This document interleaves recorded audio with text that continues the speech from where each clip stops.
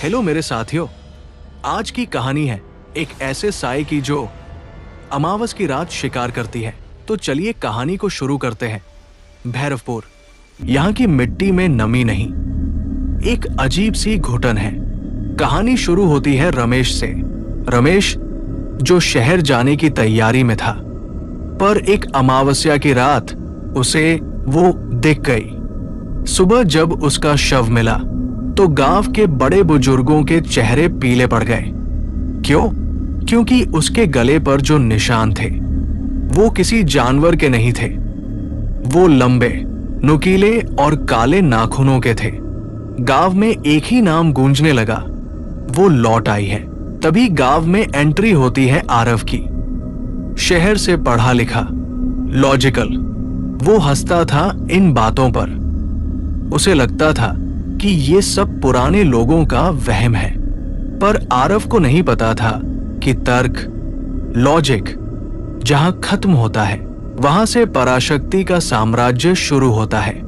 गांव के बाहर एक पुराना पीपल का पेड़ है, इतना पुराना कि उसकी जड़ें जमीन के अंदर नहीं, शायद पाताल तक जाती है। वहां रहता था बाबा कालेश्वर। बदन पर भस्म, गले में रुद्राक्ष और आंखों में ऐसी चमक जैसे उन्होंने मौत को करीब से देखा हो। आरव एक दिन उनके पास गया। बाबा ने बिना सिर उठाए कहा, बेटा, किताबों के पन्ने पलटकर सच नहीं मिलता। कुछ सच श्मशान की आग में जलकर कुंदन बनते हैं। आरव ने उन्हें ढोंगी समझा, पर उस रात जब उसने अपनी मां की आंखों में वो मौत का डर देखा तो उसका कलेजा कांप गया। तो आरव ने पूछा कि मां, क्या हुआ है? तब मां ने कहा था, आज अमावस है, घर की चौखट मत लांघना। पर आरव को तो सच साबित करना था। वो निकल पड़ा, हाथ में एक टॉर्च और मन में ढेर सारा अहंकार लेकर। श्मशान के पास पहुंचते ही हवा अचानक रुक गई। सन्नाटा इतना गहरा कि आरव को अपनी ही धड़कन सुनाई दे रही थी। धक धक, धक धक। तभी छन, एक पायल की आवाज। आरव ने टॉर्च घुमाई, कुछ नहीं। फिर छन छन। इस बार आवाज दाई तरफ से थी। उसने देखा एक पेड़ के नीचे सफेद साया, लंबे बाल जो जमीन को छू रहे थे। जैसे ही वो साया मुड़ा, आरव की टॉर्च उसके हाथ से गिर गई। उस औरत का चेहरा था ही नहीं, सिर्फ जलती हुई आंखें और एक ऐसी मुस्कान जो हड्डियों तक को कपा दे। वो फुसफुसाई, तू बहुत अलग है, तेरा बलिदान सबसे मीठा होगा। आरव के पैर जम गए थे। भागना चाहता था, पर शरीर साथ नहीं दे रहा था। तभी पीछे से एक जोरदार मंत्र गूंजा, ओम काल भैरवाय नमः। बाबा कालेश्वर अपनी चिमटा लेकर खड़े थे। उन्होंने आरव के चारों ओर एक भस्म की लकीर खींच दी। आरव ने जब उस साए की आंखों में देखा तो उसे सिर्फ खौफ नहीं दिखा, उसे दिखा एक समंदर जैसा दुख। बाबा कालेश्वर ने अपनी धूनी से एक मुट्ठी भस्म उठाई और हवा में उछाल दी। जैसे ही वो भस्म उस साए से टकराई, श्मशान की दीवारों पर पुरानी यादें किसी फिल्म की तरह उभरने लगी। देखो आरव, बाबा फुसफुसाए। आरव ने देखा 25 साल पहले की एक रात, बिल्कुल आज जैसी ही काली अमावस्या।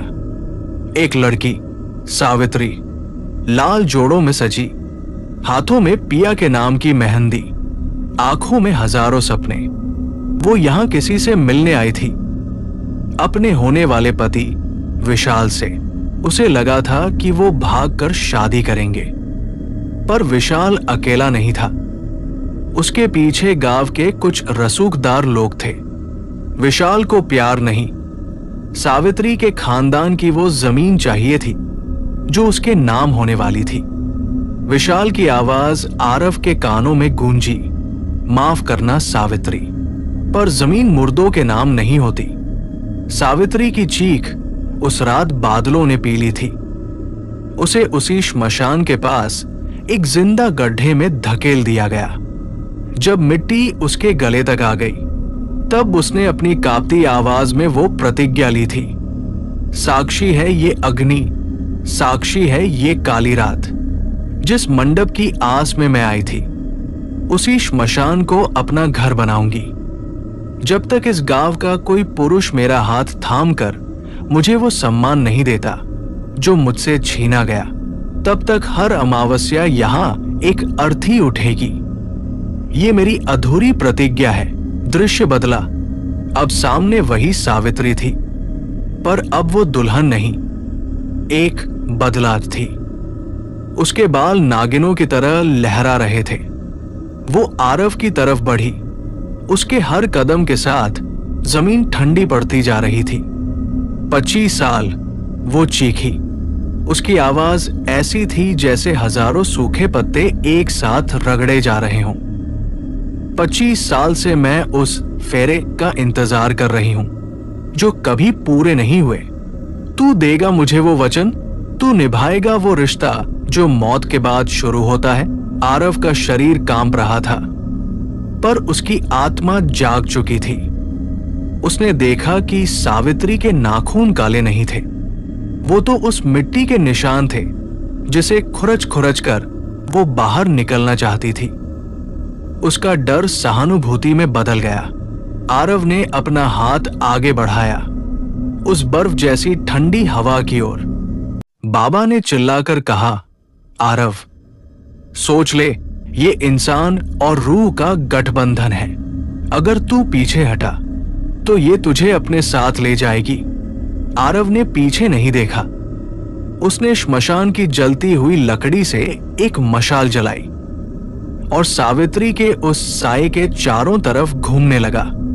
पहला फेरा, मैं तेरे अपमान की अग्नि को शांत करता हूं। दूसरा फेरा, मैं इस गांव के गुनाहों का प्रायश्चित करता हूं। 7वां फेरा, मैं तुझे वचन देता हूं, आज से तू चुड़ैल नहीं, इस गांव की कुलरक्षक सावित्री कहलाएगी। जैसे ही 7वां फेरा पूरा हुआ, श्मशान में एक तेज रोशनी हुई। सावित्री का वो डरावना चेहरा पिघलने लगा।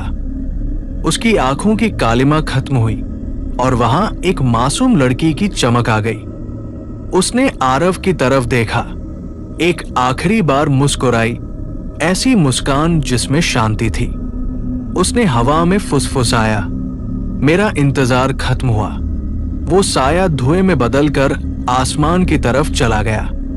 बाबा कालेश्वर ने अपनी झोली उठाई और बिना कुछ कहे अंधेरे में ओझल हो गए। आरव वही खड़ा रहा।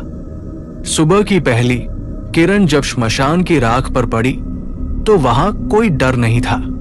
आज भी जब भैरवपुर में कोई नई शादी होती है तो जोड़ा सबसे पहले उस श्मशान की तरफ मुड़कर सिर झुकाता है।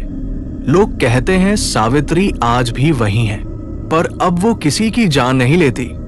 वो बस चुपचाप पहरा देती है कि फिर कभी किसी की प्रतिज्ञा अधूरी न रहे। क्या तुम्हें अब भी लगता है कि वो सिर्फ एक कहानी थी? जरा ध्यान से सुनो।